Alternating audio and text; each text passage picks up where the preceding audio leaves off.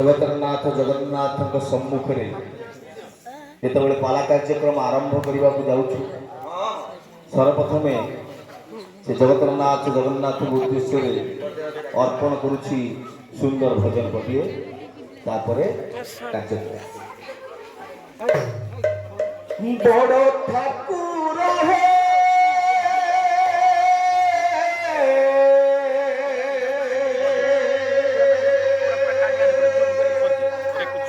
তুমনিল চক্রে বালা উড়ুথাও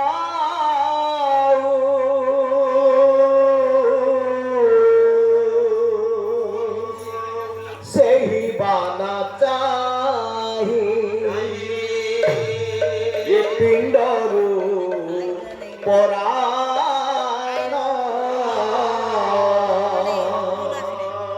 सही बाना चाही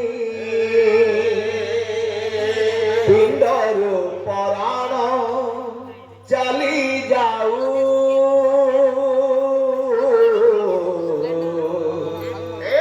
नीलचक्रे बाना उड़ुथाओ जगन्नाथे নীলচক্রে বানাও জগন্নাথে নীলচক্রে বানাও বড় ঠাকুর হে বড় ঠাকুর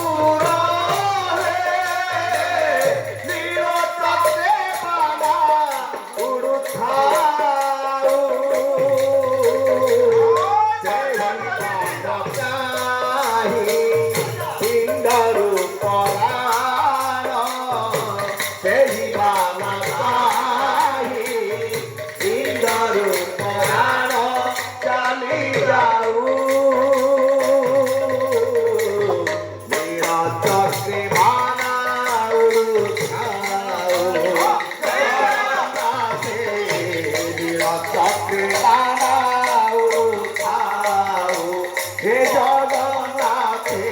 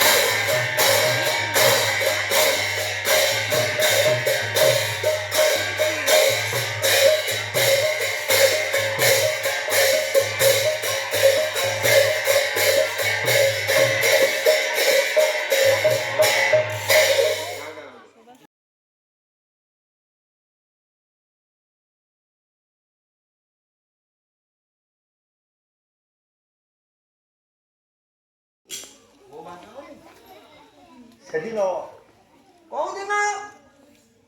ଭାରତ ମାଟିର ଆର୍ଯ୍ୟାବର୍ତ୍ତର ମୁଖ୍ୟ ପଟପୁରୋଧା ମଧୁସୂଦନ ଦାସ କହିଥିଲେ। କଣ କହିଲେ? ମା ଜନନୀ, ହଁ ଉଠରେ ଉଠରେ ଉତ୍କଳ ସନ୍ତାନ, ଉଠିବୁ ତୁ କେତେ ଦିନ। ହଁ ହଁ ପୂର୍ବ ଗୌରବ ପୂର୍ବ ମହିମା କରୁନାହିଁ ମନେ ରେ ଉତ୍କଳ ମାଟିର ସନ୍ତାନ।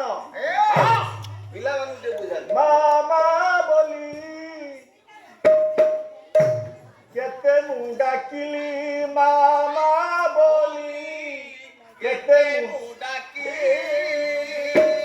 କେ ମାକୁ ପାଇଲି ନାହିଁ, ହାଇ ରେ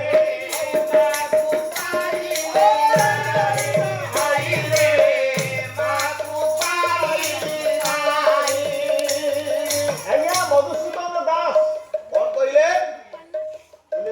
ମା ମା ବୋଲି ଡାକୁଛି, ମାକୁ ପାଉନି।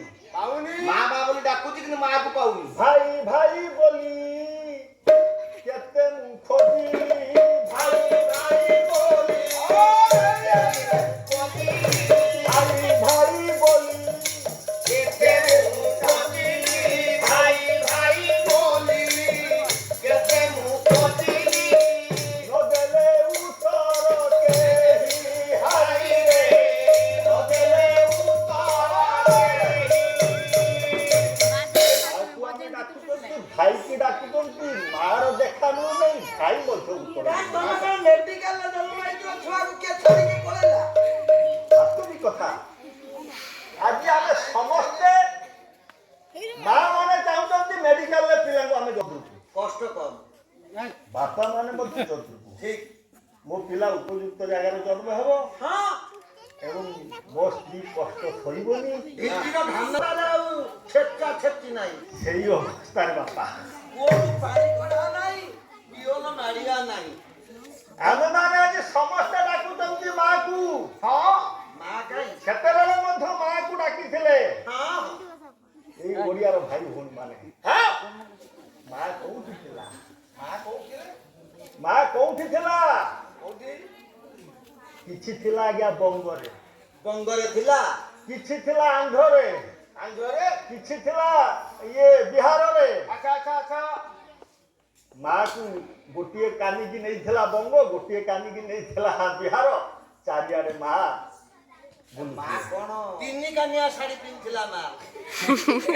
ଭାଇ ଭାଇ ବୋଲି ଯେତେ ମୁଁ ଖୋଜିଲି ନଦେଲେ ଉତ୍ତର କେହି, ଭାଇକୁ ଖୋଜିଲା ବେଳକୁ ଭାଇ ମଧ୍ୟ ଭାଇଙ୍କର ମଧ୍ୟ ଦେଖାଦେଲେ ନାହିଁ। ବାହୁ ବଳ ନାହିଁ। କାହିଁକି? ହଁ ନା ସେତେବେଳେ ଓଡ଼ିଆ ମାନଙ୍କର ଭାଷାର ପ୍ରୀତି ନଥିଲା, ଆଚ୍ଛା ଆଚ୍ଛା ଆଚ୍ଛା। ଭାଷାର ପ୍ରେମ ନଥିଲା, ନା ଭାବ ନଥିଲା। ଏ ଓଡ଼ିଆ ବୋଲି ଆମର ଗର୍ବ ନଥିଲା, ଦମ୍ଭ ନଥିଲା, ଅଭିମାନ ନଥିଲା।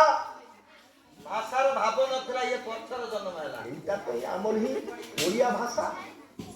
ଓଡ଼ିଆ ଭାଷା ওড়িয়া ভাষা ହୁଏତ ଯୋଉମାନେ କହୁଥିଲେ ବଙ୍ଗାଳୀ ମାନେ କହୁଥିଲେ ଓଡ଼ିଆ ଆମର ଯେ କି ଆମର ହଉଛି ଗୋଟେ ନିଜର ଗୋଟେ ପ୍ରାନ୍ତୀୟ ଭାଷା। ଆଜି ଆପଣମାନେ ଦେଖନ୍ତୁ, ହଁ ଆଚ୍ଛା ପିଲାମାନେ ତମେ ସବୁ ଜାଣିଛ ସବୁ ଜାଣି ଆମେ ଓଡ଼ିଆ ବୋଲି କହିବା ଏକ ଗୌରବର କଥା।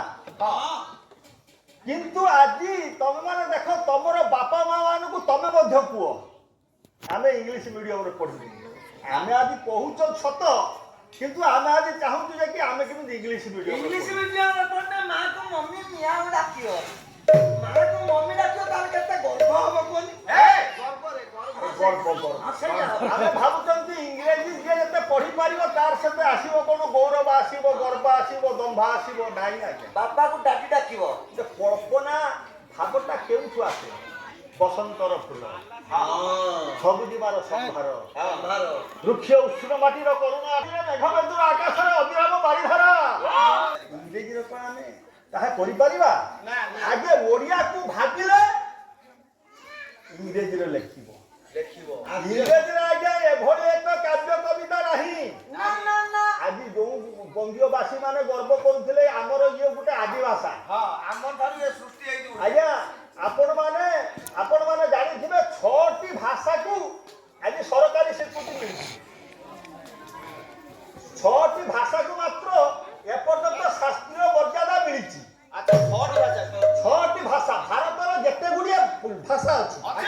ମାତ୍ର 6ଟି ଭାଷାକୁ ଶାସ୍ତ୍ରୀୟ ମର୍ଯ୍ୟାଦା ମିଳିଛି ମିଳିଛି। ସେଥି ମଧ୍ୟରେ ଓଡ଼ିଆ ମଧ୍ୟ। ଓଡ଼ିଆ ଭାଷା- କାହିଁକି କାହିଁକି? ନା ଓଡ଼ିଆର ବିଧିବଦ୍ଧ ବ୍ୟାକରଣ ଅଛି, ଆଚ୍ଛା ଆଚ୍ଛା ବିଧିବଦ୍ଧ ଲିପି ଅଛି, ଲିପି ଅଛି ବିଧିବଦ୍ଧ ତାର ଶବ୍ଦ ସଂଯୋଜନା ଅଛି, ଆଚ୍ଛା ଆଚ୍ଛା ବିଧିବଦ୍ଧ ସାହିତ୍ୟ ଅଛି, ଅଛି ବହୁତ ପୁରୁଣା କାଳର ଗଦ୍ୟ ଅଛି, ହଁ ପଦ୍ୟ ଅଛି। ଅଛି କିନ୍ତୁ ବଙ୍ଗୀୟ ଭାଷାରେ ମଧ୍ୟ ଏପର୍ଯ୍ୟନ୍ତ 1000 ବର୍ଷ ତଳକୁ ଆପଣ ଫେରି ଯାଆନ୍ତୁ। 1000 ବର୍ଷ ବଙ୍ଗୀୟ ଭାଷା ଯେବେ ଉନ୍ନତି ଲାଭ କଲା ଗଲା ତାର 1000 ବର୍ଷ ତଳୁ ମଧ୍ୟ ଓଡ଼ିଶା ଭାଷା ଉନ୍ନତି କରିସାରିଥିଲା। ଆଜି ସେଥିପାଇଁ ତ ଆଜି ଶାସ୍ତ୍ରୀୟ ମାନ୍ୟତା ଦେଇଛି ଓଡ଼ିଆ ଭାଷା। ଓଡ଼ିଆ ଭାଷା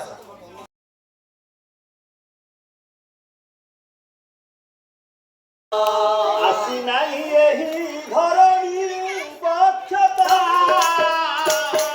ଆସି ନାହିଁ ଏହି ଧରଣୀ ପକ୍ଷତା ଆସି ନାହିଁ ଏହି ଧରଣୀ ପକ୍ଷତା ସମସ୍ତଙ୍କ ପାଇଁ ସମସ୍ତେ ନିଯୁକ୍ତ। ଆସି ନାହିଁ ଏହି ଧରଣୀ ପକ୍ଷତା ଆସି ନାହିଁ ଏହି ଧରଣୀ ପକ୍ଷତା ଆସି ନାହିଁ ଏହି ଧରଣୀ ପକ୍ଷତା ତେଣୁ ଆମେ ଧରଣୀକୁ ଆସିଛନ୍ତି ସମସ୍ତଙ୍କ ପାଇଁ ଆମେ ସମସ୍ତେ ନିଯୁକ୍ତ ହେବା। ନିଯୁକ୍ତ ହେବା। ନିଜ ସ୍ୱାର୍ଥ ପାଇଁ ଆମେ ଜାତ ନୁହେଁ ହିନ୍ଦୁ ନା। ଗୋପବନ୍ଧୁ ଦାସ କହିଲେ ନିଜ ସ୍ୱାର୍ଥ ପାଇଁ ଜାତ ନୁହେଁ ହିନ୍ଦୁ ନା। ଆମେ ମାନେ ନିଜ ସ୍ୱାର୍ଥ ପାଇଁ ଜାତ ନୁହେଁ। ଶୁଣିବେ ସରବେ ମୋ ଭାଇ ଭଉଣୀ ଗୋଟିଏ ମାନବ ଜାତି ମାନବ ଆମର ମାନବତା ପ୍ରେମ ମାନବତାବାଦ ପ୍ରୀତି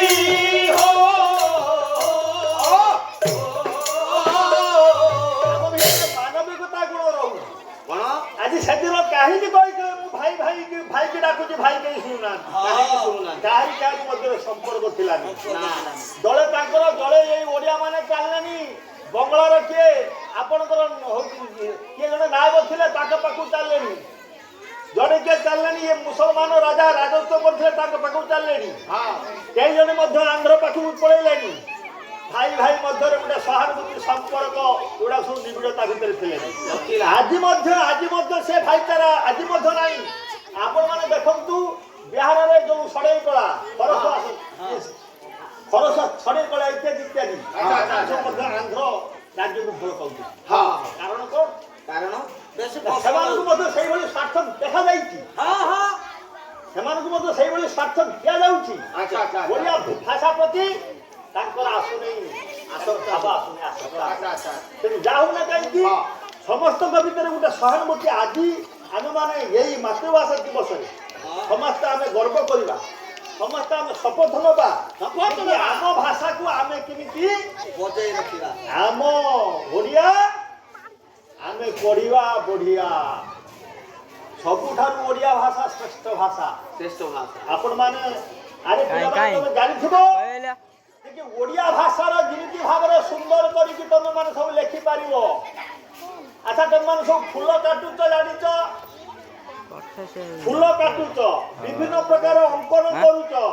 ଆଜି ଦେଖ ଓଡ଼ିଆ ଭାଷା ଯେମିତି ସୁନ୍ଦର ଭାବରେ ଲେଖାଯାଇ ପାରୁଛି।